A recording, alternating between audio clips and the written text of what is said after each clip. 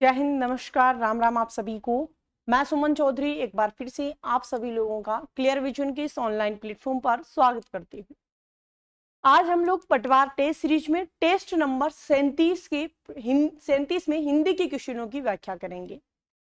अब तक हमने लगभग यानी कि 36 पेपर सोल्व कर लिए और उम्मीद है आप लोगों की अच्छी तैयारी हो रही होगी, क्योंकि जितनी हम प्रैक्टिस करते हैं, जितने क्वेश्चन हम देखते हैं, उतने ही निखर करके आते हैं। कोई भी सब्जेक्ट हो, चाहे किसी भी सब्जेक्ट को यदि हमें सुधारना है तो उसकी बेस्ट की होती है, और ये समझ लो कि उसके सुपर की यही होती है कि आप उसके क्वेश्चनों की प्रैक्टिस कीजिए। तो यहाँ पर जो आपके परचेज कर रखा है उनके लिए भी इंपॉर्टेंट, और जो आपके ये समझ लो कि जिन्होंने परचेज नहीं किया है, जो यहाँ पर सिर्फ क्लास लेते हैं, ये उनके लिए भी उतनी इंपॉर्टेंट है।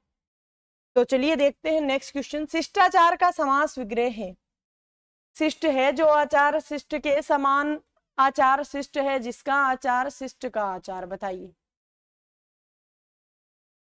शिष्टाचार का समास विग्रह है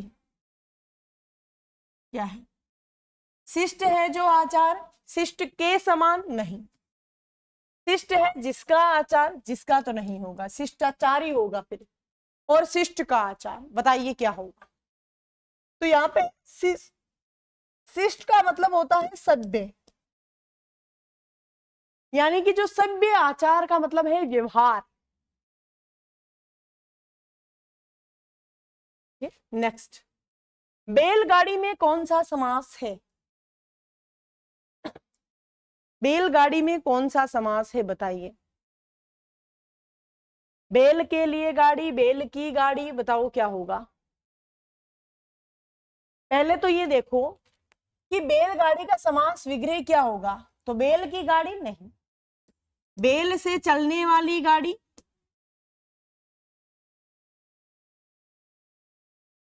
ठीक है, तो बैल क्या है? गाड़ी को चलाने का क्या है? माध्यम है। तो पहले बात तो ये है कि से भी और बीच में विलुप्त भी हो रहा है पद, तो यहाँ पे है क्या? लुप्त पद तत्पुरुष समास। अव्ययी भाव हो नहीं सकता क्योंकि कोई पद अव्यय है नहीं। द्वंद्व हो नहीं सकता क्योंकि दोनों पद प्रधान नहीं है। द्विगु हो नहीं सकता क्योंकि कोई पद संख्यावाची नहीं है। अब आपके सामने एक ही ऑप्शन बचता है, तत्पुरुष समास। संरक्षक शब्द में उपसर्ग है से, शन, श और सम। क्या होगा? से संरक्षक शब्द में उपसर्ग है, बताओ क्या होगा?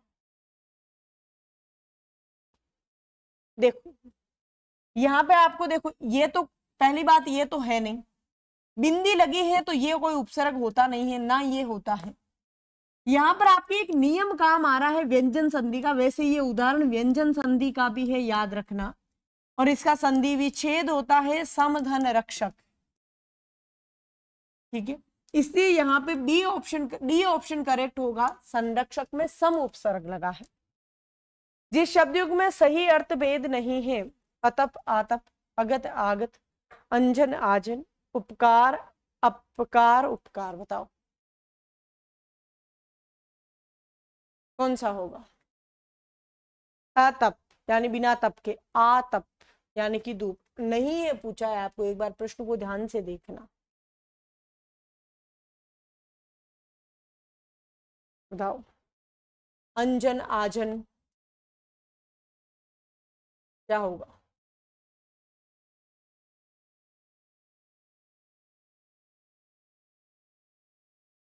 देख, ए तप बिना तप के सही है, और आतप धूप को बोलते हैं।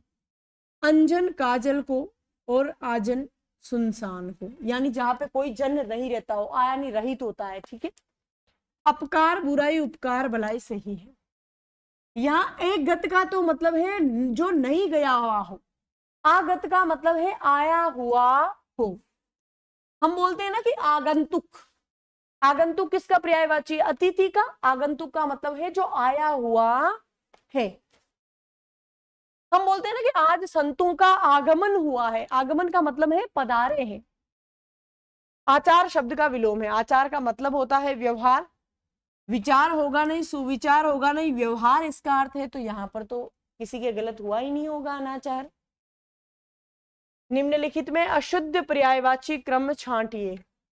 तुणी उपासंग निशंग शपा निशित रेन वपु विग्रह घट अचर स्थावर चैतन्य। बताओ। अशुद्ध पर्यायवाची पूछा है। अशुद्ध पर्यायवाची का मतलब है जिसमें सारे एक ही पर्यायवाची के शब्द नहीं हो। क्या होगा बताइए आप लोग।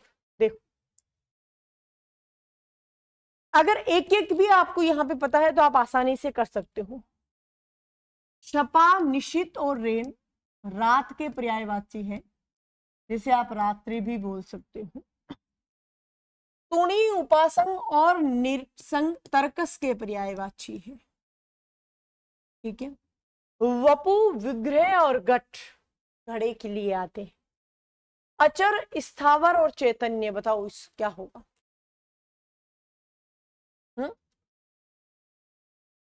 अचर जो चर नहीं सकता, स्थावर जो स्थिर है, चैतन्य का मतलब है जो चलायमान है। यानी अशुद्ध का मतलब है कि ये तीनों आपस में पर्यायी नहीं है। हालांकि यहां पर भी विग्रह तो नहीं होगा, ठीक है, वपु और घट होगा, तो यहाँ पर ये भी नहीं है, तो आप ये ध्यान रखना। यहाँ पे चैतन्य और यहाँ पे ये दोनों ऑप्शन भी अगर आपके किसी में से हुए हैं तो। निम्न में से अशुद्ध रूप है यथेष्ट रुचि सन्मार्ग विषाद। देखो, यथा प्लस इष्ट, तत् प्लस मार्ग, वी प्लस शाद। हमें अशुद्ध रूप दे रखा है, मैंने यहाँ संधि है, जिनकी संधि होती है वो इसकी बता दी। आपको यहाँ टे दिखाई दे रहा होगा, ये गुण संधि का वैसे उदाहरण है, लेकिन यहाँ ठे कर रखा है। इसका मतलब ये क्या है, अशुद्ध है। अशुद्धि कौन सी है, तो यहाँ है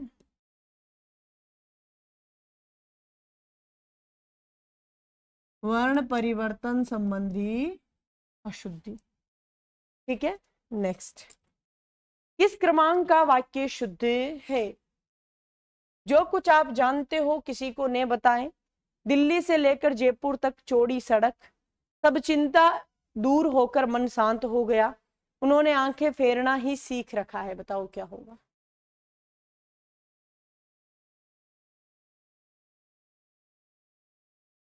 जो कुछ आप जानते हो किसी को न बताए, दिल्ली से लेकर जयपुर तक चौड़ी, शुद्ध रूप आपको पूछा है यहां पर। देखो, जो कुछ आप जानते हो किसी को ने बताए, वो किसी को ने बताए। ठीक है। जो के साथ वो दिल्ली से लेकर जयपुर तक चौड़ी सड़क है। सही लिख रखा है, आपको क्या लग रहा है। नहीं, दिल्ली से लेकर जयपुर तक चौड़ा सड़क है, सब चिंता दूर होकर मन शांत हो गया। सब चिंता दूर होकर नहीं आता। ठीक है। सब चिंता दूर कर मन शांत हो गया, उन्होंने आंखें फेरना ही सीख रखा है। यहां पे आंखें फेरना जो है मुहावरा है, और मुहावरे का वाक्य में प्रयोग हुआ है, बिल्कुल करेक्ट हुआ है। ठीक है। यहां पे होगा सब चिंता दूर होने से मन शांत हो गया, होकर नहीं होता है। किस वाक्यांश के लिए सही शब्द लिख रखा है। जो सदा दूसरों पर संदेह करता हो, ईर्ष्यालु। वो ईर्ष्यालु तो मतलब जो सदा दूसरों से ईर्ष्या करता हो, तो ये तो गलत हो गया। ठीक है। संकालु होगा यहां पर। तो जो दूसरों के सहारे जीवित रहे वह पराश्रित। हर काम को दूर से करने वाला, दूर से नहीं होता, देर से करने वाला विलंबी होता है, दूर से करने वाला विलंबी नहीं होता। जो किए गए उपकार को मानता हो, बिल्कुल करेक्ट आंसर है कृतज्ञ। जो दूसरों के सहारे जीवित रहे वह पराश्रित तो है, जो दूसरों के आश्रय पर रहता हो, करेक्ट है, लेकिन यहां पर परजीवी भी होगा। ठीक है। पराश्रित भी सही है, परजीवी यानी जो दूसरे जीव दूसरों पर निर्भर रहकर जो जीवन जीता हो। ठीक है, यहाँ पे कृतज्ञ बिल्कुल करेक्ट है, यहाँ देर से होगा या संकालु होगा, ईर्ष्यालु नहीं होगा। आपके बहुत सी टाइपिंग मिस्टेक बहुत होती है क्वेश्चनों में, ठीक है, तो आप थोड़ा ध्यान रखा करें, और इसीलिए आप सबको मैं बोलती हूँ कि ये व्याख्या जरूर देख लिया करें आप एक बार। किस क्रमांक में अंग्रेजी पारिभाषिक शब्द के सामने उसका सही हिंदी समकक्ष शब्द नहीं लिखा है? रेकोन, रेस्ट्रेन और रेकनर और रेंडर, बताओ क्या होगा? सही आपको शब्द पूछ रखा है।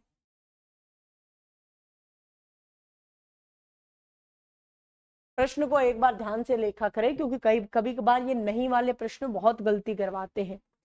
और यहाँ पे ये नहीं वाला प्रश्न दे रखा है, तो रेंडर का अर्थ निरसन नहीं होता है। निम्नलिखित लोकोक्तियों में से किस लोकोक्ति का अर्थ एक दोष होने पर अनेक दोष का आ जाना होता है? एक तो करेला, दूजा नीम चढ़ा, कानी के ब्याह में कौतुक ही कौतुक, एक मछली पूरे तालाब को गंदा कर देता है, और उपयुक्त में से कोई नहीं।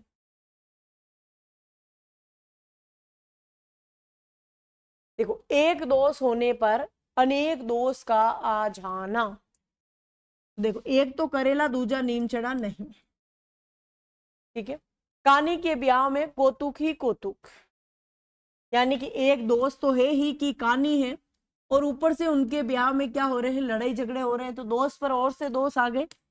ऑप्शन नंबर बी करेक्ट होगा, ठीक है। तो यहाँ पे ये टेस्ट नंबर 37 के हिंदी के क्वेश्चन समाप्त होते हैं। मिलते हैं हम लोग नेक्स्ट टेस्ट में। धन्यवाद।